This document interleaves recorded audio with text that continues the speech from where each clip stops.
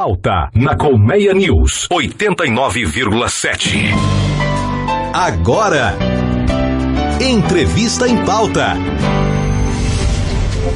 Muito bem, estamos de volta para a segunda parte do Pauta desta sexta-feira, 10 de janeiro, e vamos então à nossa entrevista. Hoje vamos conversar aqui com a Silvane Botega, vamos falar sobre a Previscan. A Previscan, né, a imprensa tem divulgado muita questão de reforma de previdência em todo o país, há muitas coisas sendo divulgadas e comentadas. Nós temos que nos preocupar aqui com a nossa, a do município, né, a Previscan. Primeiro, seja bem-vinda. Muito bom dia, Silvane. Bom dia, obrigado pela oportunidade de vir falar desse tema que é o tema da hora mesmo, né? É o tema da hora.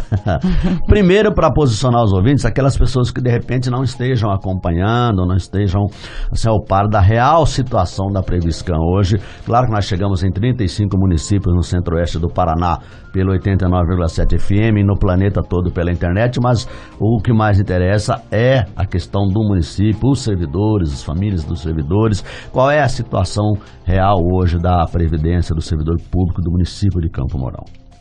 Bom, atualmente nós temos 2 fundos previdenciários, como se fossem 2 contas, né? 2 grandes contas bancárias. Parte deles está aos servidores que entraram no município até dezembro de 2004 e o restante é quem entrou a partir de janeiro de 2005. Então, os servidores estão divididos em 2 grandes grupos. Esse grupo de servidores mais antigo é um fundo que não tem mais recurso, acabou o dinheiro em 2016, né? O recurso que entra de contribuição de quem ainda está na ativa e o recurso patronal, que tem que entrar ali também, ele é insuficiente. Isso dá a conta fica negativa, hoje está em 2.200.000, que o município todo mês tem que aportar esse recurso. Então nós temos uma folha de quase 3 milhões e tem nos faltado todo mês 2.200.000. Alguém poderia estar perguntando o que levou a isso? É a questão do número de pessoas que estão inativos, vamos dizer assim, recebem aposentadoria, é um dos principais fatores que leva esse fundo a estar deficitário, ou o sistema, como era feita a arrecadação? Na realidade, em 2009 houve essa segregação em 2 fundos. Na época, a prefeitura tinha 2 opções. Ou ela fazia um plano para equacionar esse déficit. Esse plano se pensa em 70 anos para frente e parcelava, né? Fazia uma lei na Câmara de Vereadores e parcelava isso em 35 anos, ou ela segregava os fundos, que é o que foi feito no momento, lá em 2009, pelo julgamento da administração, era o que era mais adequado para a administração, mais fácil, separava em 2 fundos com o compromisso de, a hora que terminar o dinheiro neste fundo do pessoal mais antigo, o Tesouro Municipal, a administração, toma para si essa responsabilidade. O que tem feito até hoje. Não se optou pelo plano de equacionamento e parcelar esse déficit em 35 anos, porque na época, no momento, era muito caro para o município. Então, o mais fácil foi separar um fundo, só entrava dinheiro, não tinha ninguém praticamente aposentado, hoje tem só umas 15 pessoas. Então, ali, isso teve o lado positivo, que hoje a gente tem um fundo substancial, que rendeu, nós temos milhões, né?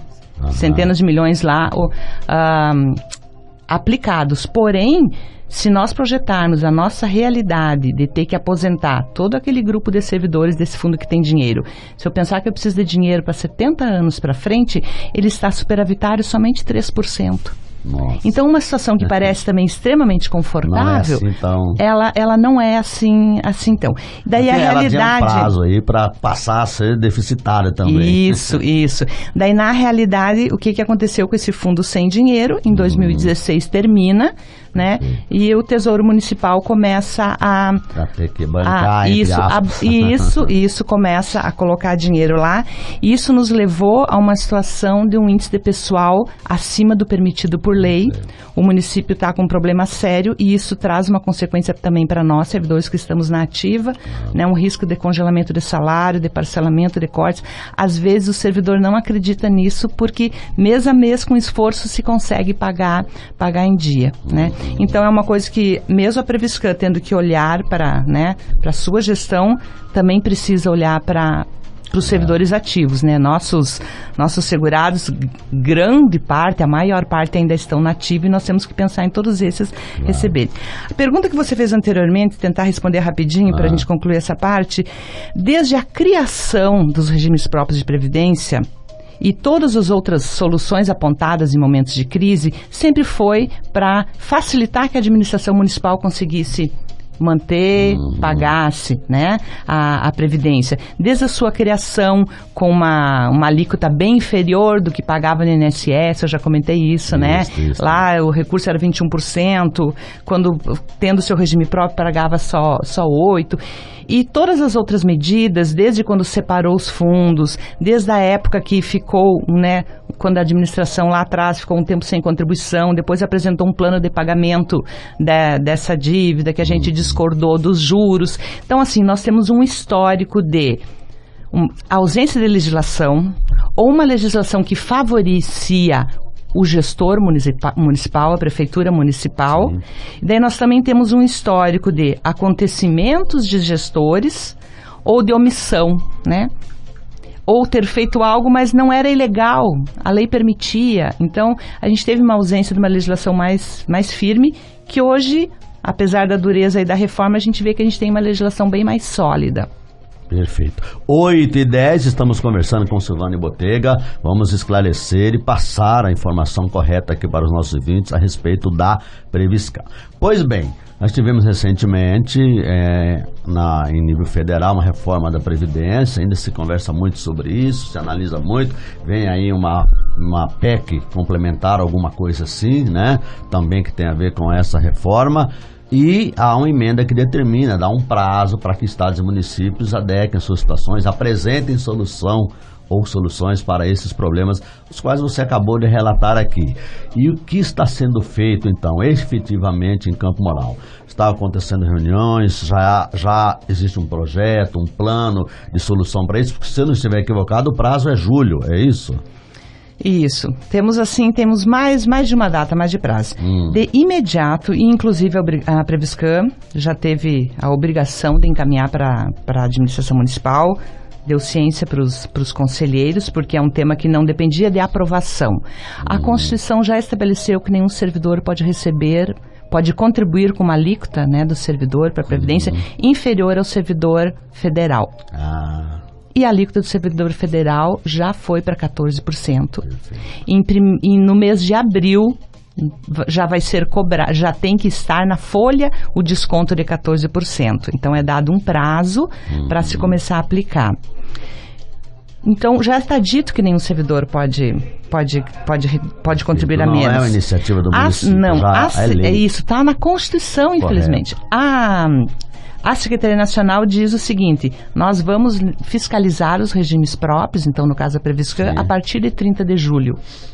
Mas fiscalizar a partir de 30 de julho, fica subentendido que parece que a gente tem todo esse prazo. Só que na competência de abril, já tem que estar a alíquota. E não existe um alinhamento definido com o Tribunal de Contas e Secretaria Nacional de Previdência, antigo Ministério. Nada impede que o Tribunal de Contas em abril já nos cobre. Cadê o 14% da alíquota que está na Constituição Federal? Podemos demorar um pouco mais? Podemos, e podemos correr um risco fiscal aí. Então, diante disso, era a nossa obrigação na Previscan, minha obrigação no caso, encaminhar já isso para o município. Então, passando a alíquota para 14% de todos os servidores, inclusive dos aposentados que já pagam, quem recebe acima de 5.800 já paga o 11%, vai passar a contribuir 14% do que excede os 5.800. Outra coisa foi a solicitação de retirar da nossa lei e incluir no município o pagamento de benefícios como auxílio-doença, licença maternidade e auxílio-reclusão. Desde 13 de novembro, quando aprovou a reforma da Constituição a nível federal, os regimes de previdência, os regimes próprios estão proibidos de pagar qualquer outra coisa que não seja aposentadoria e pensão. Nós já tivemos aí dezembro, e agora janeiro já vamos estar pagando ainda, porque a gente precisa de uma legislação.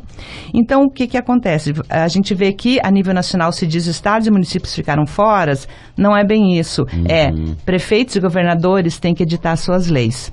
Nesse momento, o que é obrigatório é isso. E vários outros detalhes, tipo pensão que acumula com a aposentadoria, nós temos a responsabilidade de ver qual o benefício maior, manter o maior, aplicar a tabela de desconto no menor. Então, tem coisas que nós já estamos fazendo desde dezembro. Né?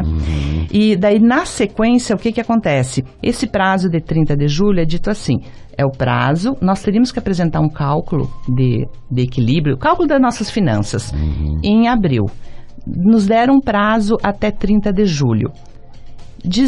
E ali eu vou ter que, como constitucionalizou o que é equilíbrio financeiro e atuarial, esse cálculo, para ser aceito pela Secretaria Nacional, para o município de Campo Mourão receber a sua certidão de regularidade previdenciária, os municípios vão ter que comprovar ou equilíbrio ou diminuição do déficit. Com o quê?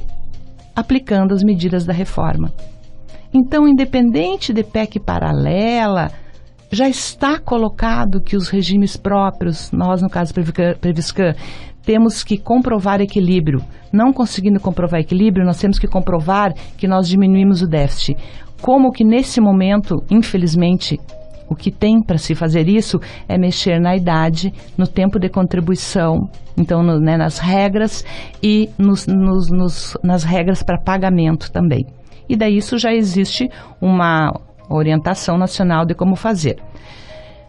Existe uma situação que eu fiz o compromisso com os conselheiros agora no mês de janeiro em apresentar.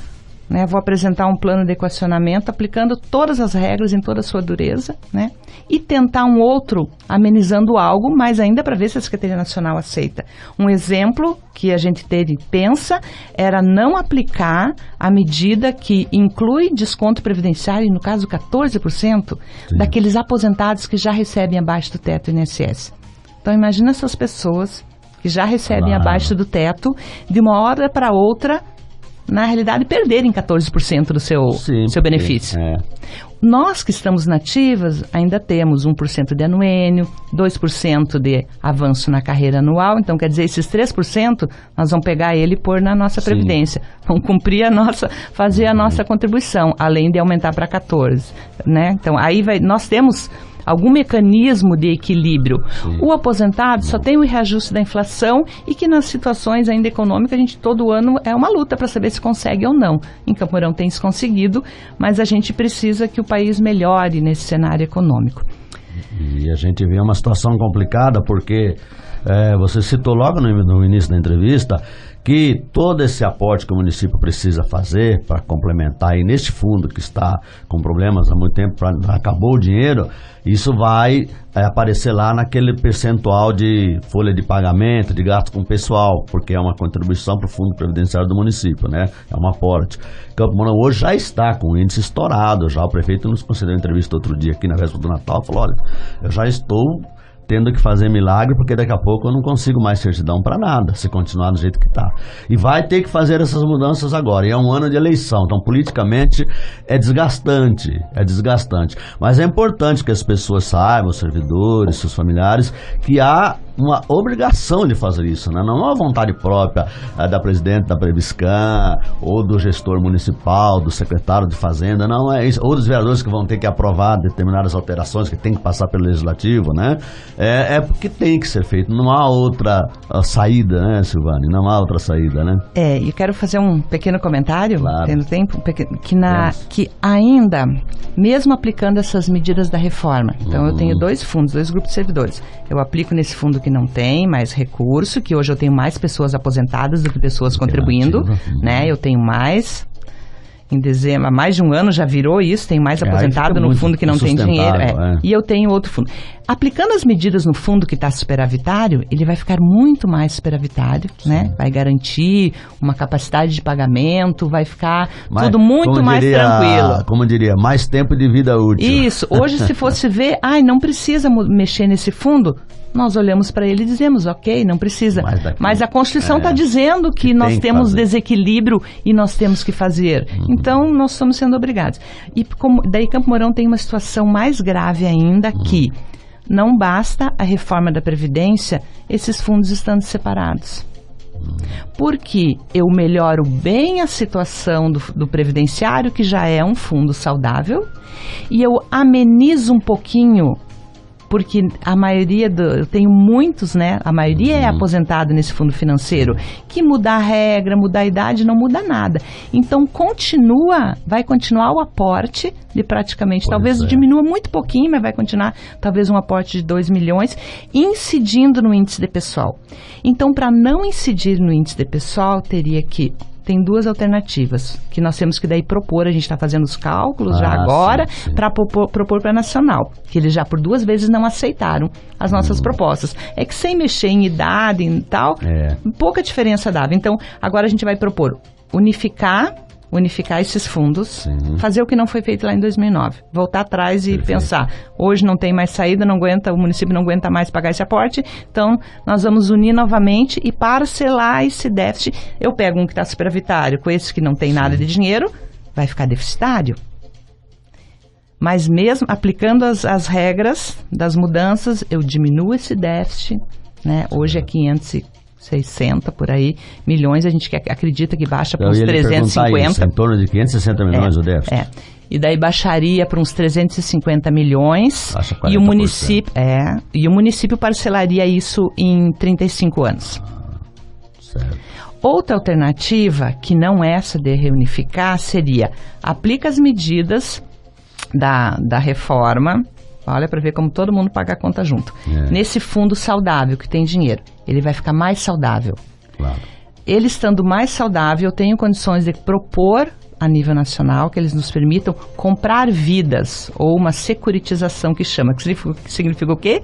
Pegar um grupo de aposentado que não tem contribuição, que só precisa receber, eu analiso quanto esse fundo suporta de receber aposentados e manter equilibrado, não aumentar um déficit, e muda essas pessoas sem contribuição, somente precisando de pagamento para esse grupo. No popular você vai migrar, a proposta seria migrar do grupo que está deficitado para o outro. Então, existe uma resistência, né? Inclusive uma posição tirada pelo sindicato de não aceitar reunificar essas massas, esses fundos, embora no conselho mesmo, o sindicato fazendo parte, o sindicato é presidente do conselho de administração, essa proposta passou, a presidência do conselho de administração só votava se desse empate, então nós aprovamos, né? Aprovamos no momento lá atrás, onde a secretaria não aceitou, porque o nosso plano era fraco, eles disseram que ia piorar a situação, ia só no momento resolver para o município e piorar para nós.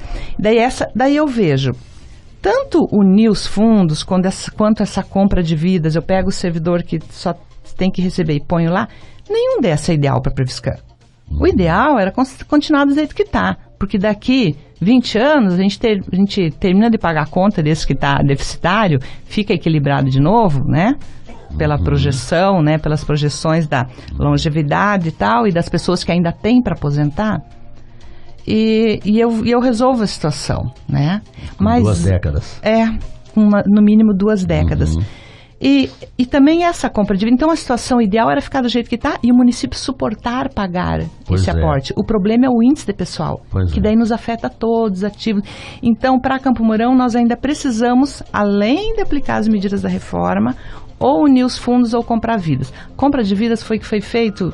A exemplo que foi feito pelo governador Beto Richa no Paraná Previdência.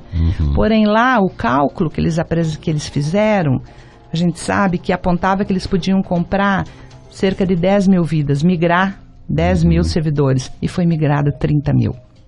Então, por isso que teve toda aquela revolta dos servidores, protestos. Então, e na Previscan o meu papel é esse. Embora às vezes tem grupo de servidores que não entendam, como que eu saio do sindicato e vou para a gestão. Mas o meu papel na Previscan é que ocorra tudo dentro da legalidade e com o menor prejuízo possível. Infelizmente, eu não trago boas notícias. Infelizmente, eu fui para a Previscan em época de reforma, mas eu coloquei que o meu compromisso é com a verdade. Eu não tenho medo da verdade, por mais dura que seja. E do que é legal. Então, por isso é importante estar falando nos meios de comunicação. Eu já coloquei à disposição agora, quando vou pedir para a secretária de Educação, no início do ano letivo, nos grupos, que ela me ceda um espaço para eu falar. Me coloquei à à disposição do sindicato nas assembleias para eu ir explicar, né? Então, eu estou à disposição e vou estar procurando, toda vez que tiver reunião com chefes de departamentos, usar o espaço do auditório do município para estar reunindo os servidores e estar explicando, né, realmente a nossa situação. Bom, Silvane, é uma situação delicadíssima, porque a pessoa que vai ter que contribuir mais, que já passa por dificuldades, claro, é difícil para entender, por isso você precisa desse espaço, inclusive não apenas através da imprensa, mas nas reuniões, nas assembleias, porque você está naquela posição que tem que ajudar a encontrar as soluções e, queira ou não queira, vai trazer, entre aspas, um prejuízo a todos que contribuem, a todos que estão no programa, não tem outro jeito, né? Cabe a você entrou num momento delicado, cabe a você que está lá e ajudar a encontrar soluções para isso. E mostrar para as pessoas a necessidade de se resolver essa situação. Algo mais que seja importante a gente colocar sobre esse assunto para a gente concluir? Só colocar então que eu assim não me sinto sozinha, porque tem, né, além da administração municipal, tem 2 conselhos, um de administração e um fiscal, que inclusive em dezembro eu chamei, fiz um chamamento, convocando, pedindo, nós fomos, além de 4 pessoas da Previscan, mais 5 conselheiros, fomos para Curitiba fazer capacitação, fazer atualização. Então eu também preciso, e eu vejo essa motivação nos conselheiros, que eles estejam informados, né? Então os conselhos são diretivos, eles estão na gestão. Então eu me sinto um pouco mais tranquila nesse sentido, que todo mês eu me reúno e são todos servidores. São servidores da Câmara, servidores, né, do município. Então eu sinto assim que eu tenho um espaço, né? Os meus atos não são meus em si, são seguindo a legislação e juntamente com os conselhos. Que bom, muito obrigado pela presença aqui e conte sempre com o jornalismo da Colmeia News, tá bom? Muito obrigada e um bom dia. Recebemos aqui a Silvane Botega e o Pauta faz a segunda parada, o segundo pit stop, mas a gente volta daqui a pouquinho.